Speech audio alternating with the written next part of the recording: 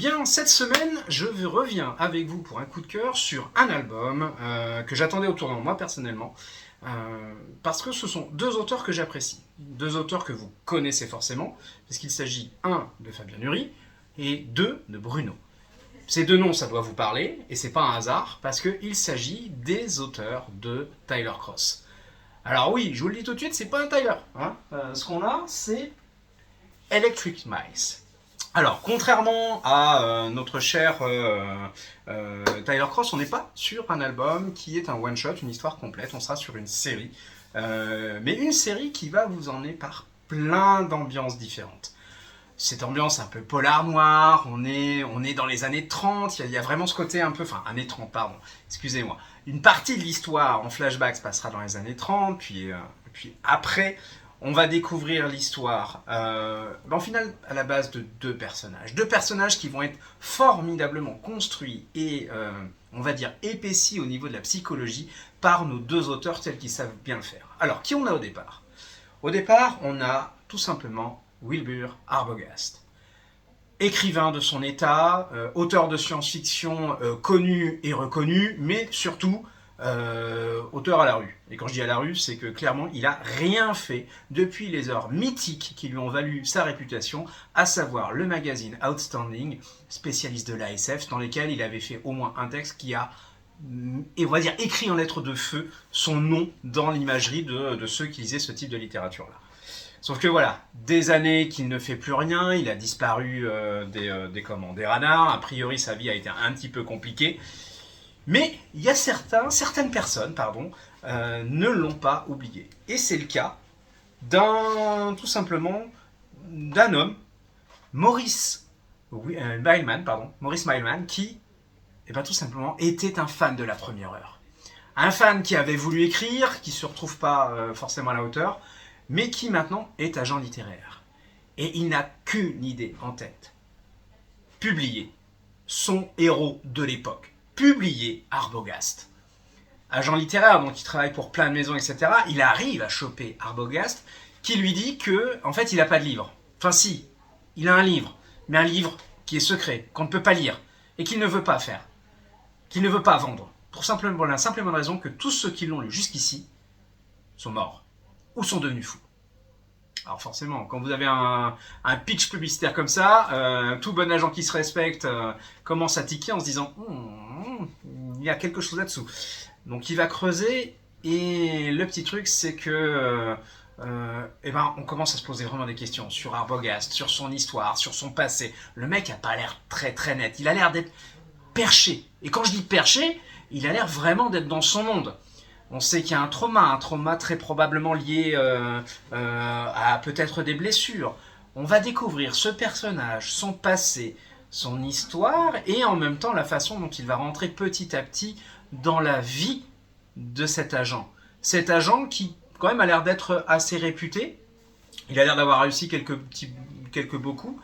Et là, Arbogast et lui vont commencer à nouer une relation un peu particulière, une relation singulière. Et on va plonger dans ce passé, ce personnage qui ne cesse de raconter des histoires, alors qui a priori n'en écrit aucune, jusqu'au moment où il va tout simplement lui proposer un manuscrit qui lui dit, tout simplement c'est simple, vous lisez ou vous le brûlez.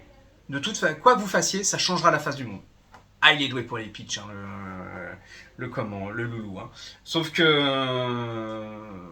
cette histoire-là commence vraiment à ce moment-là. Qu'est-ce qui se cache derrière ce texte? Un texte réellement dangereux, un peu fantastique, un peu épique, une vérité cachée, pas bonne à dire. Quel est le but, tout simplement, de Arbogast derrière cette histoire-là? Est-ce qu'il veut en louper son monde? Est-ce qu'il est pris dans sa propre histoire?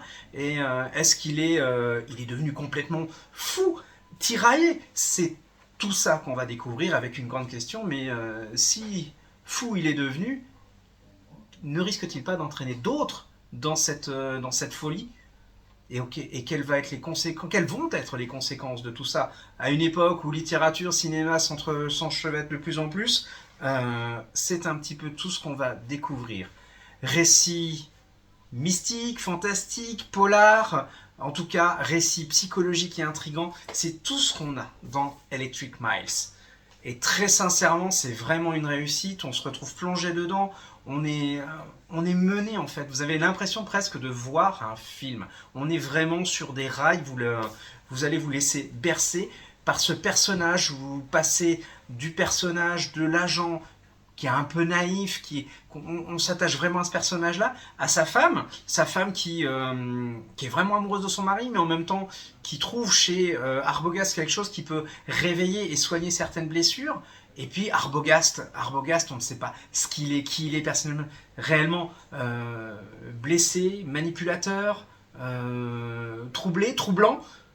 Tout ça il l'est, tout ça et peut-être plus encore. Le tout est de découvrir justement qu'est-ce qui se cache derrière tout ça, quelle est sa volonté, quel est son but. C'est tout ça qu'on va voir derrière Electric Miles. Donc très sincèrement, je vous conseille de le découvrir parce que c'est un peu une prise de risque quand même de la part de Nuri et Bruno de passer sur ce type d'histoire-là pour essayer de découvrir justement ce qui s'y cache. Donc voilà, allez-y. C'est vrai que Nuri et Bruno, enfin surtout Bruno, on a l'habitude de le voir en noir et blanc. Alors bien sûr, il existe une version collector en noir et blanc de cet album, mais ces couleurs fonctionnent très bien avec l'ambiance. Il y a des moments où, je vais pas dire un côté psychédélique parfois, mais la frontière entre le réel et l'imaginaire aussi parfois est assez troublée, et encore une fois troublante, et c'est vraiment intéressant, et vous vous plaisez à rentrer dans l'esprit de cet homme, esprit perturbé, esprit troublant, encore une fois. On se demande très sincèrement où est-ce qu'il va nous emmener. Qui tire les ficelles, qui est manipulé, qui va faire déraper tout ça. Et ben, c'est toutes les interactions que vous retrouverez avec Electric Miles. Donc, très sincèrement, à découvrir, à lire. En attendant, moi, je vais vous souhaiter une bonne lecture, une bonne découverte, bien entendu. Comme d'habitude, si vous avez besoin d'en parler, vous savez où nous trouver. Et en attendant, je vais vous souhaiter qu'on puisse en discuter la prochaine fois. Allez, bonne lecture. Au revoir.